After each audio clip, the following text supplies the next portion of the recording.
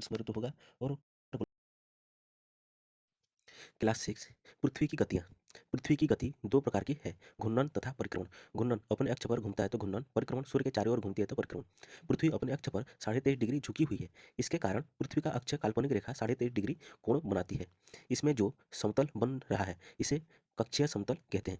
प्रदीप्त वृत्त, ग्लोब का वह वृत्त जो दिन रात को विभाजित करता है उसे प्रदीप्त वृत्त कहते हैं। पृथ्वी अपने अक्ष पर घूर्णन 1670 किलोमीटर प्रति घंटे के रफ्तार से 23 घंटा 56 मिनट 4 सेकंड लगता है। इसी समय काल को पृथ्वी का दिन कहा जाता है।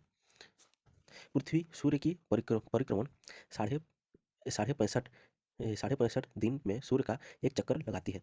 हम 365 दिन पृथ्वी की सूर्य का परिक्रमण 365 साढ़े 365 पॉइंट आधा 365 दिन सूर्य का चक्कर लगाते हैं। हम 365 दिन मानते हैं लेकिन 6 घंटे को नहीं जोड़ते हैं।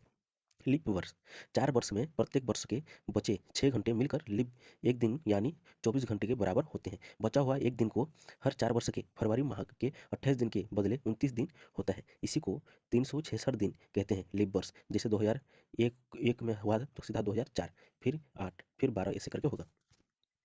ऋतु परिवर्तन। ऋतु परिवर्तन सूर्य के चारों ओर पृथ्वी की स्थिति में परिवर्तन के कारण होता है। 21 जून की स्थिति 21 जून को उत्तर गोलार्ध में सूर्य के किरणों कर्क रेखा पर सीधी पड़ती है। उत्तर ध्रुव सूर्य की तरफ झुकी होती है तथा उत्तर ध्रुव रेखा के बाद वाले भागों पर 6 महीने तक लगातार दिन होता है। उत्तर अयनात 21 जून को इन क्षेत्र में सबसे लंबा दिन तथा सबसे छोटा रात होता है।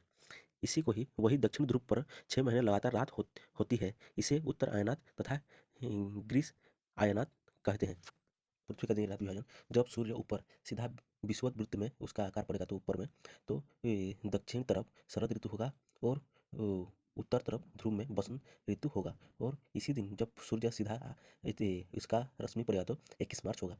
ठीक उसका दक्षिण में जब सूर्य का रश्मि जब पड़ेगा तो विषुवत वृत्त में तो 23 सितंबर को पड़ता है। और इधर वाला भाग बसंत ऋतु होगा और ऊपर वाला भाग उत्तर वाला शरद ऋतु होगा। ठीक उसी तरह सूर्य जब राइट तरफ पड़ता है तो दक्षिणी वाला इसमें जो दक्षिण वाला भाग है वो ग्रीष्म ऋतु, क्योंकि ये मकर रेखा पर पड़ेगा। दक्षिण वाला भाग को ग्रीष्म ऋतु होगा और उत्तर गोलार्ध में शीत ऋतु होगा। कब ये 22 दिसंबर को। और जब लेफ्ट तरफ पड़ता है तो दक्षिण गोलार्ध में शीत ऋतु होगा और उत्तर गोलार्ध में ग्रीष्म ऋतु होगा। ये 21 जून पर।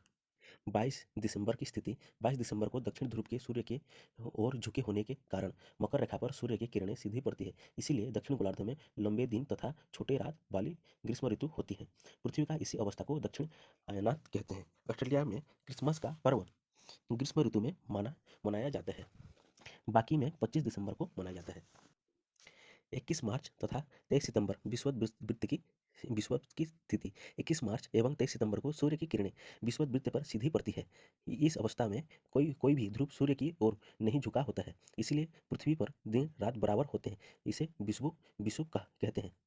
23 सितंबर को उत्तर गोलार्ध में शरद ऋतु जबकि दक्षिण गोलार्ध में बसंत ऋतु होती है।